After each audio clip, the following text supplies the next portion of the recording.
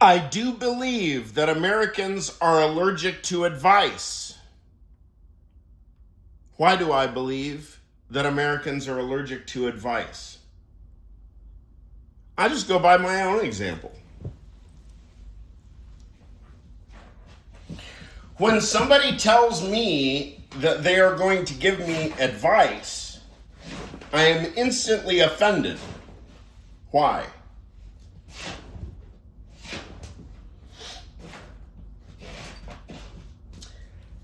I'm not offended by the idea of advice as such. Of course not. However, given that I understand knowledge to be a hard thing,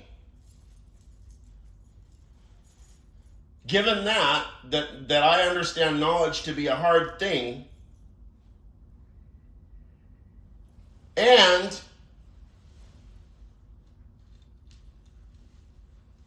also given that in order to give somebody advice,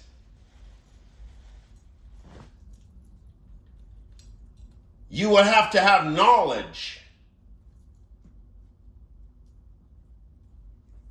about that aspect of the person that you intend to advise. And the problem is, of course, that we don't have knowledge of each other. We barely have knowledge, self-knowledge. Right? Right.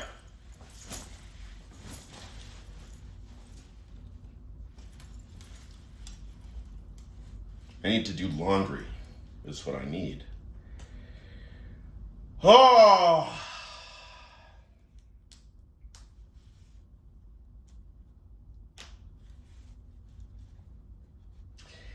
You know, we actually would we would love to receive advice. You know? I mean, look, how many Dr. Phils and Oprahs are there out there? You know? We look for the person who can advise. But then what happens is we project. I don't like the word projection because it's jargon, but we, let's say, assign, we put our own framework together with the framework of the advice. And we use lots of body English. This is body English. Hand gestures of language. Oh, yeah, I see what they're saying. Oh, it's kind of like that. Well, yeah, their life was different than mine, but based on their advice, I can apply their advice to my life. None of it goes.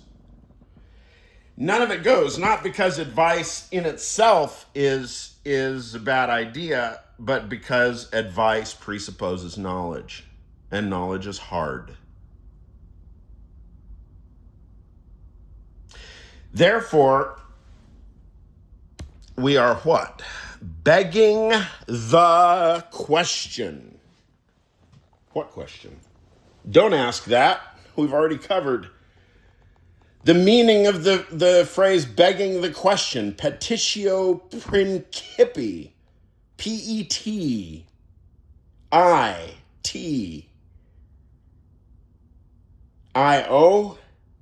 space P-R-I-N-C-I-P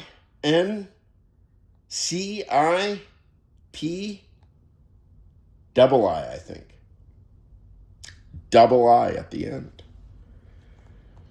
Dear YouTube transcriber AI, double I at the end of principi.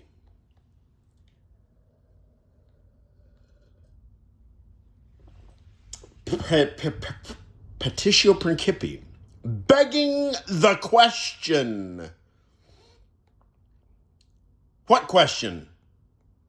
Knowledge.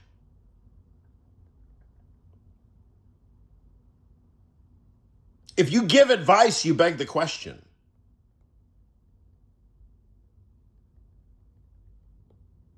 In other words,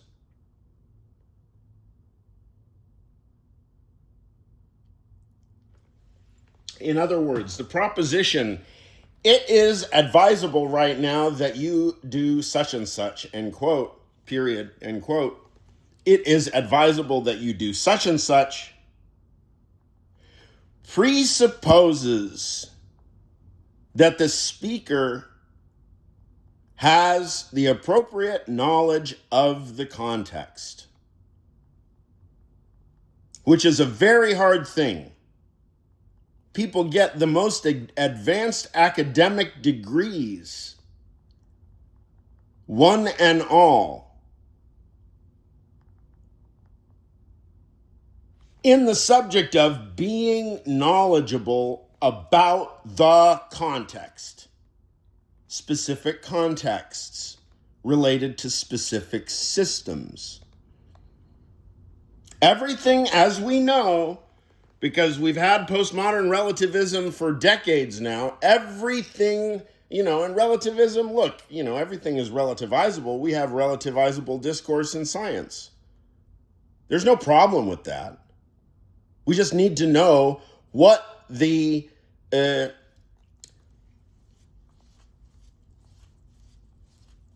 what discourse is to be relativized to.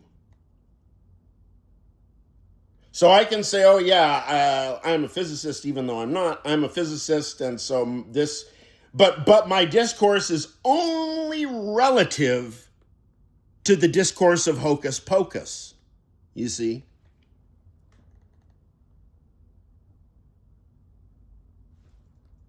The statement might be true or false that science presupposes hocus pocus, but it's already framed analytically. We can investigate.